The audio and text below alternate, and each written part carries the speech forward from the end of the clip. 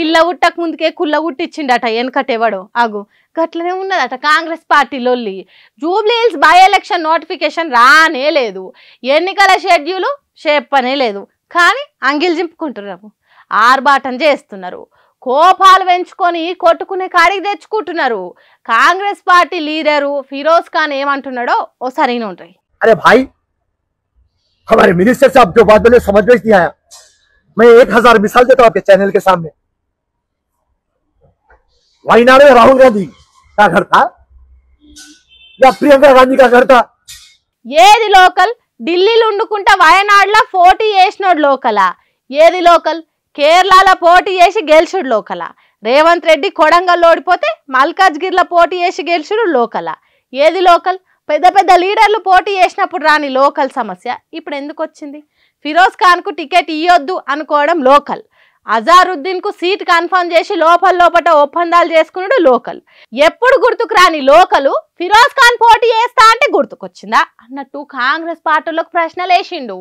ఈ నడుమ మంత్రి పొన్నం ప్రభాకరు కాంగ్రెస్ పార్టీ లీడరు అజరుద్దీన్కు పక్కన ఉంచుకొని Jubilee Hills ticket local Congress క్యాండిడేట్లకే ఇస్తామని చెప్పిండు కదా. హాగో దాని మీద కార్షి ఇచ్చాయి మండిండు. సీటు కోసం ఎంతమంది పోటీ పడతారు ఆ లిస్టు హైకమాండ్ దగ్గరికి పోతుంది, దాంట్లో సర్వేలు చేసి చర్చించి కన్ఫర్మ్ చేస్తారు. అట్లాంటి జూబ్లీ హిల్స్ సీటును లోకల్ అనుడైంది అన్నట్టు ఫిరోజ్ ఖాన్ పిస్టోల్ అయి వేలిండు. అట్లా మాట్లాడుకుంటా ఇంకేమన్నాడో మల్కా ఆలకించుండ్రి. और ये बात ये जुबली हिल्स है और यहाँ पे इक्वेशन क्या है? चंद्रबाबू की लाइकिंग में रहना और असदुद्दीन की नफरत में रहना।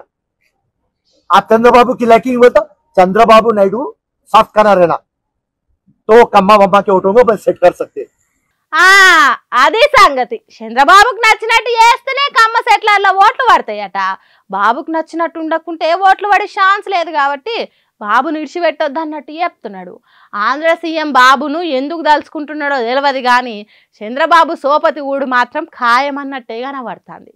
ఎవరికి సీట్ వస్తుంది, ఎవరు పోటీ చేస్తారు, ఎవరు గెలుస్తారు అనేది తర్వాత తెలుస్తుంది కానీ కాంగ్రెస్ పార్టీ మాత్రం ఇప్పుడే కయ్యాలు మొదలై ముందు మురిసినమ్మ పండుగారు కదట. హాగు గట్లనే కొడుతుంది పాలకుర్తి ఎమ్మెల్యే యశస్విని రెడ్డి కథ కూడా. ఏంది పిల్ల పుసుక్కున్నాక అంత మాట అన్నావు అని చూస్తురా. మరి ఆ అత్త కోడల గురించి వస్తున్న పుకార్లు గసోంటి. అక్కడి సీనియర్ కాంగ్రెస్ నేతలు అంతా ఒక్కటై ఈ అత్త కోడలను పక్కకు పెడదామని ప్లానింగ్ లేస్తురట. ఇప్పుడు వస్తున్న సర్పంచ్ ఎలక్షన్లప్పుడు ఈ ఎమ్మెల్యేతోని మనకు అసలు ఏం అవసరం లేదు, వీళ్ళని పక్కకు పెట్టి మన తరపు అభ్యర్థులని నిలబెడదామని తొర్రూరు మార్కెట్ కమిటీ చైర్మన్ ఆధ్వర్యంలో భేటీ అయ్యారట కాంగ్రెస్ సీనియర్ నేతలంతా. మన ఎమ్మెల్యేని నమ్ముకొని వాళ్ళ అత్త ఝాన్సీ పెత్తనంతో పోటీకి దిగితే మాత్రం మనకు అసలు డిపాజిట్లు కూడా రావు.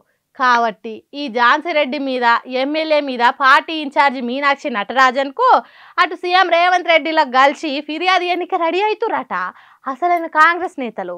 అంతేకాదు 2 దినాలల్లా గాంధీ భవన్కు పోవాలని ఏకగ్రీవ తీర్మానం కూడా చేసుకురట అంతా. మరి ఎమ్మెల్యేని కాదని వీళ్ళు ముందుకు పోవాలనుకుంటారంటే ఈడ ఎమ్మెల్యే వల్ల ఇబ్బంది ఉందా లేకుంటే వాళ్ళ అత్త ఝాన్సీ వల్ల ఇబ్బంది ఉందా అనేది తెలియదు కానీ సొంత పార్టీలే గిట్ల ఉల్టా అవుతుర్రు. ఈడికే పార్టీకి ఎంత మంచి పేరు వస్తుందో తెలిసిందేనా. దీనికి సోపతి సొంత పార్టీలే ఆపోజిషన్ తీరు మారితే ఏం కావాలి ఏం కథ ఏందో ఏమో అసలు ఈ లొల్లి పంచదు మాకు. ఎవరి దిక్కు నిలబడాలనో సమదైతలే అని నెత్తికొట్టుకుంటారట పాలకుర్తి కాంగ్రెస్ కార్యకర్తలు. మరి వీళ్ళు కంప్లైంట్ ఇచ్చినాక ఇన్ఛార్జ్ మేడము అట్లనే సీఎం సార్ ఏమంటారో అనేది కూడా పెద్ద సస్పెన్స్ అయిపోయిందట పాలకుర్తి పబ్లిక్కు.